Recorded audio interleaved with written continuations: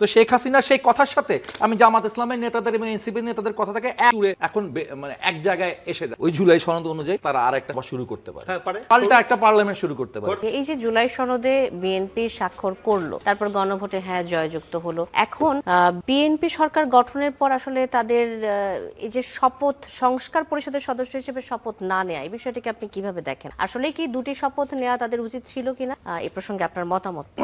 ধন্যবাদ। বিএনপি বিধান সংস্কার সভা শপথ নেয় নাই, একটি শপথ। জনগণ আসলে বিএনপিকে যে কাজ করতে পাঠিয়েছে, বিএনপি সেই কাজ। জনগণ তাদেরকে সংসদ সদস্য হিসেবে নির্বাচনের সময় কেউ এসে বলে নাই যে আমি কিন্তু একই সাথে এমপি হচ্ছি এবং এমএলএ হচ্ছি, আমাকে দুইটি পদের জন্য একটি ভোট দেন। কেউ বলে না, সবাই এমপি হতেছে, মেম্বার অফ দ্য পার্লামেন্ট আছে। জনগণ তাই মনে করছে এমপি হবে। জনগণ পরে একটু বিভ্রান্ত হচ্ছে, আরেকটা শপথ কেন নিত? এই শপথের কথা কি জনগণের কাছে আগে প্রকাশিত করেছিলেন? আপনাদের ফেস্টুনে, আপনাদের পোস্টারে, আপনাদের ইয়াতে কোথাও করেন নাই। বিএনপি যা করেছে সেটা করেছে। এই ক্ষেত্রে বিএনপিকে অভিবাদন জানাই। বিএনপি এই জায়গায় সংবিধানকে রক্ষা করেছে। এখন প্রশ্ন হচ্ছে, যখন সংবিধানকে রক্ষা করার প্রশ্ন হয়, তখন আমি দেখছি এই এক ধরনের প্রবণতা, খুব ভয়ঙ্কর ভাবে একটা প্রবণতা। তারা রীতিমতো হচ্ছে মানে এই জুলাই গণ অভ্যুত্থানের পর যে ইন্টারিম গভর্নমেন্ট তৈরি হলো, এইটারও বৈধতা নিয়ে তারা, এটা নিয়ে তো আমরা শুরু থেকে দেখেছি যে আওয়ামী লীগের নেতৃবৃন্দ, শেখ হাসিনা শুরু থেকে এটাকে বলে আসতেছে যে যেই কথাগুলো বলে, আজকে তারা এইখানে এসে এই 12 ফেব্রুয়ারি নির্বাচনের পরে এসে যখনই তারা তর্কে বিতর্কে আইনগত প্যাচে পিছিয়ে যায়, তখনই তারা টোটালটাকে চ্যালেঞ্জ করে বসে। কিসের এন্ট্রি, কোথা থেকে 106 দ্বারা, কোথা থেকে হচ্ছে গিয়ে তাহলে এই ইসি গঠিত হইলো, কোথা থেকে হচ্ছে এই নির্বাচন হলো, তাহলে সব অবৈধ। এই সব অবৈধের স্লোগান দিয়ে আসতেছে শেখ হাসিনা।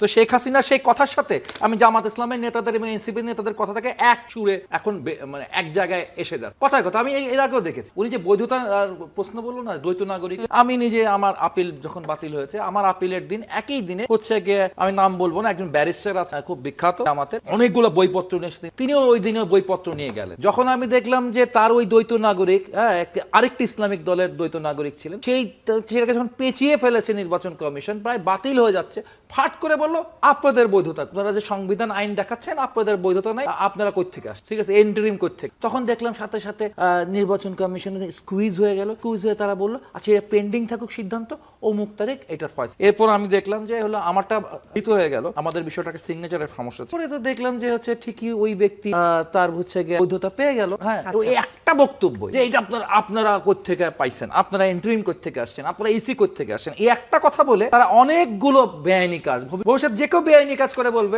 আমারটা বেআইনি হয়, আপনারটা বেআইনি। এই জায়গাটা তো হচ্ছে ডক্ট্রিন অফ নেসেসিটির মধ্য দিয়ে, আমাদের একটা জাতীয় কনসাসনেসের মধ্য দিয়ে আমরা সেই সময় একটা ইন্টারিম গভর্নমেন্টের দিকে গেছিলাম। কারা যায় নাই, কারা ওই সময় এই ব্যাপারটা, যারা ওই সময় হচ্ছে সেই পতিত সরকারের পক্ষে ছিলেন বা সরকারের লোক ছিলেন, তারা সেই জায়গায় হচ্ছে কি বিরোধিতার জায়গা। বাকি তো সারা বাংলাদেশ, গোটা বাংলাদেশই একটা জায়গায় ঐক্যবদ্ধ। এখন প্রশ্ন হচ্ছে, এখন যে তর্ক বিতর্ক বা বিভেদ তৈরি হচ্ছে, সেই বিভেদটা আসলে এই জুলাই সনদ আর ওই জাতীয় ঐক্যমত তৈরি করার, জাতীয় ঐক্যমতের মধ্যে আসলে একটা জাতীয় ভিন্ন মতের চাষ, একটা জাতীয় ভিন্ন মত। এবং সেই জাতীয় আসলে এই যে সনদ টনদ, এটা আসলে মূল উদ্দেশ্যটা হচ্ছে এই রাষ্ট্রটার মেরামত। এই রাষ্ট্রটার যে মধ্যে যে একটা ফ্যাসিবাদী প্রবণতা তৈরি হয়েছে, এই প্রবণতার হাত থেকে আমাদেরকে বের হয়ে আসতে হবে। এটাই ছিল আমাদের মূল লক্ষ্য। এখন যেটা হয়েছে, এই লক্ষ্যে আমরা কেমনে যাবো? এখন দেখেন, যদি সংবিধান সভার হচ্ছে গিয়ে শপথ বিএনপি নিলই না, এটা ইভেন কি তারা হচ্ছে সংসদে বসে এটা করলো না, কিন্তু তারা যদি হচ্ছে যে মূল জিনিসটা আছে, এই যে ঐক্যমতের, সংস্কারের ঐক্যমতের যে সমস্ত বিষয়গুলো আমরা ঐক্যমত হয়েছিলাম, মানে যে বিষয়গুলো ঐক্যমত হয়েছিল, সেই বিষয়গুলো যদি তারা একের পর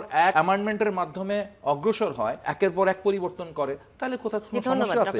আর নাকি আরেকটা মজার কথা বলি, 60 জনের কোরআনের একটা ব্যাপার আছে। এই জুলাই সনদের ব্যাপারে দেখেন কতটা অনভিজ্ঞ, এই বিখ্যাত হচ্ছে গিয়ে আলিরিয়াস, 60 জনের কোরআন। এখন বিএনপি তো 2/3 মেজরিটি, তারা শপথ করে, কিন্তু ওনারা তো হচ্ছে করেছেন শপথ, ওনারা 60 জনের বেশি শপথ। ওনারা ইচ্ছা করলে ওই জুলাই সনদ অনুযায়ী তারা আরেক সভা শুরু করতে পারে, পাল্টা একটা পার্লামেন্ট শুরু করতে পারে। জাতিকে কত বড় ভিন্নমত, কত বড় জাতীয় বিভক্তির জায়গা নিয়ে গেছেন এই হচ্ছে আলিরিয়াজের এই জুলাই সনদের মাধ্যমে। ডক্টর সাজিদুল হক রুবেল, ধন্যবাদ